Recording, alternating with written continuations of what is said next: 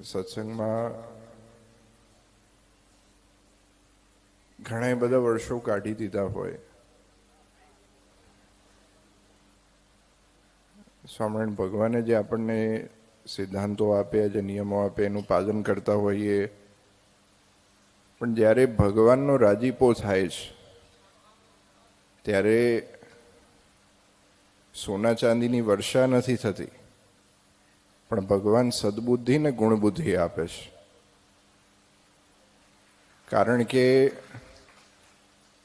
એ બહુ જરૂરી છે. આ સત્સંગમાં રહેવું હોય, સદબુદ્ધિ આવી અને ગુણબુદ્ધિ આવી. આંગળી ચીંધવાવાળા ઘણા બધા મળશે. આમ નથી કરતો, પેલો આમ નથી કરતો, પેલો માળા ઓછી ફેરવે છે, પેલો મંદિરે નથી આવતો. પણ પોતાની તરફ, પોતાના અંતરમાં જોઈને, પોતાના અંતશત્રુને જાણવા અને એને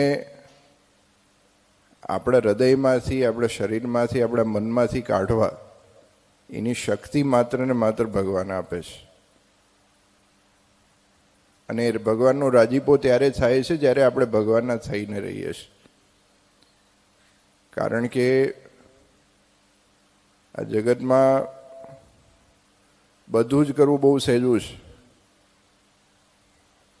પણ ભગવાનના થઈને રહેવું એ કઠણમાં કઠણ વસ્તુ છે. કારણ કે અત્યારના સમયમાં યુવાનો માટે, વડીલો માટે, ભાઈઓ બહેનો બધાય માટે જેટલા ડિસ્ટ્રેક્શન્સ જોઈએ એટલા મળી રહે છે. ભગવાનથી દૂર કરવા માટે, આ સત્સંગથી દૂર કરવા માટેના જેટલા સાધનો જોઈએ એટલા મળી રહે છે, પણ નજીક જોડનારા સાધનો ઓછા છે. અને જો સાચો મોક્ષનો માર્ગ, ભગવાન પામવાનો સાચો માર્ગ અને મનની શાંતિ, જીવનની શાંતિ જોઈતી હોય તો એ માત્ર ને માત્ર આ સત્સંગથી મળે છે. પણ એમાંય ખાસ ધ્યાન રાખવાની જરૂર છે. હું કાયમ કહું છું કે આપણે કોની વાત સાંભળીએ છીએ, કઈ વાત અંતરમાં ઉતારીએ છીએ, એનું પણ ખાસ ધ્યાન રાખવું. સ્વામિનારાયણ ભગવાને આપણને સ્પષ્ટ કહ્યું છે, આચાર્ય દીક્ષિત સંતો, આચાર્ય મહર્ષિએ જે મૂર્તિની પ્રાણ પ્રતિષ્ઠા કરી હોય એવી મૂર્તિને સેવા પૂજા કરવી. જે આચાર્ય દીક્ષિત સંતો હોય એમના થકી કથા વાર્તા સાંભળવી, ધર્મનું જ્ઞાન દેવું, સત્સંગનું જ્ઞાન દેવું. બીજે આજુબાજુમાં ક્યાંય ના ભટકીએ. બહુ સિમ્પલ કરીને ભગવાને આપણને બધું આપી દીધું છે. તો આપણી ફરજ એટલી છે કે આપણે એનું પાલન કરીએ, એને અંતરમાં ઉતારીએ અને સાથે સાથે આ દેવ પ્રત્યેની વફાદારી કાયમને માટે રાખી. કારણ કે નરનારાયણ દેવ જે આપણને મળ્યા છે, સ્વામિનારાયણ ભગવાને બાથમાં જઈને જે નરનારાયણ દેવ પધરાવ્યા, એ સૌ પ્રથમ વખત.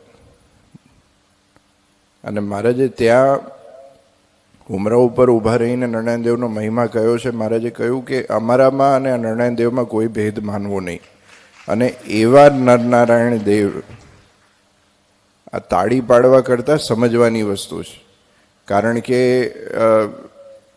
ઘણી બધી વાર આપણે સાંભળીએ છીએ, વચનામૃતનું વાંચન કરીએ, શાસ્ત્રોનું વાંચન કરીએ, ઘણી બધી વખતે સંતો વાત કરતા હોય, મહર્ષિ વાત કરતા હોય, પણ અવારને અવાર આ વસ્તુ કેમ કહેવામાં આવે છે કે એ અંતરમાં ઉતરે અને એની સમજણ આપણા હૃદય સુધી ઉતરે અને એનો મહિમા આપણા હૃદય સુધી ઉતરે. તો આવા નરનારાયણ દેવ જે આપણને મળ્યા છે, એમના થઈને રહીએ અને એમને વફાદાર થઈને રહીએ તો આ સત્સંગમાં સુખ છે.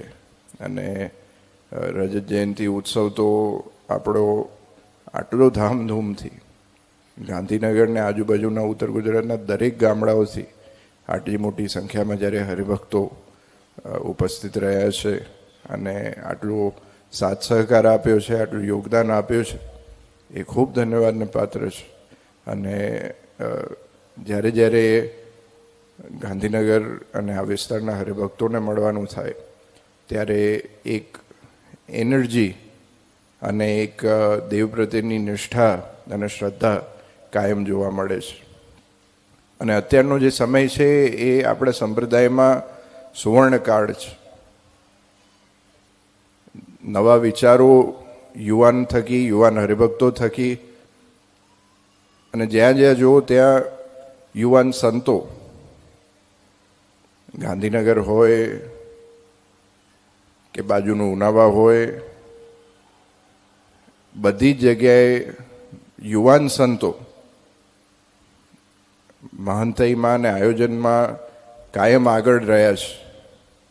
તો આજે બદલાવનો સમય છે. એ બદલાવ એ સમય સાથે બદલવાનો નહીં, પણ સમયને સાથે રાખીને અને જે બદલાવો આવે છે એ સમયમાં કઈ રીતે આપણો સત્સંગ જળવાઈ રહે, આપણો ધર્મ જળવાઈ રહે, આપણી સંસ્કૃતિઓ જળવાઈ રહે,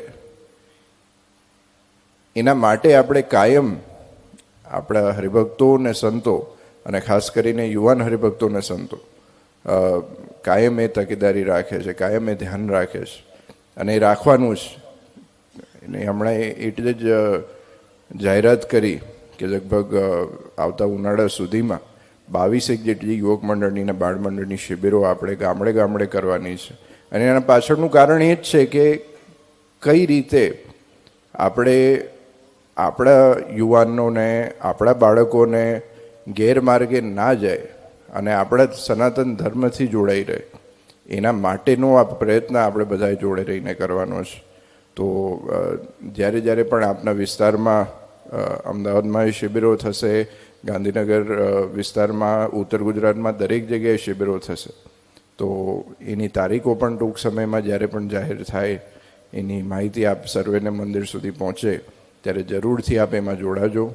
અને આપના ઘરે આપના બાળકો હોય, યુવાનો કે બાળકો, એમને જરૂરથી પ્રોત્સાહન આપજો કે આ શિબિરમાં ભાગ લે.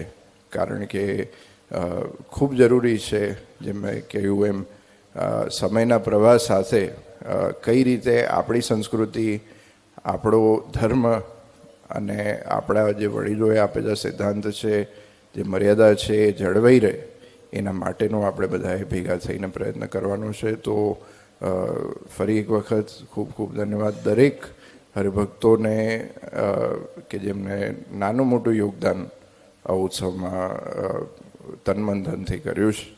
અને સાથે સાથે જેટલાય સંતોએ આ સરસ આટલો મોટો સુંદર ઉત્સવ જે થયો એમાં આયોજનમાં દરેક સંતોએ જે મહેનત કરી છે, જે પરિશ્રમ કર્યું છે, એ પણ ખૂબ ધન્યવાદને એમને બિરદાવવાને પાત્ર છે. અને ભાઈઓ બહેનો બધાએ જે આટલી મહેનતથી, લગનથી આ ઉત્સવ માણી રહ્યા છો, આ બધાનું ખૂબ મહારાજ રૂડું કરે, ખૂબ મંગળ કરે, એ જ આજના દિવસે નારાયણ દેવના ચરણોમાં પ્રાર્થના.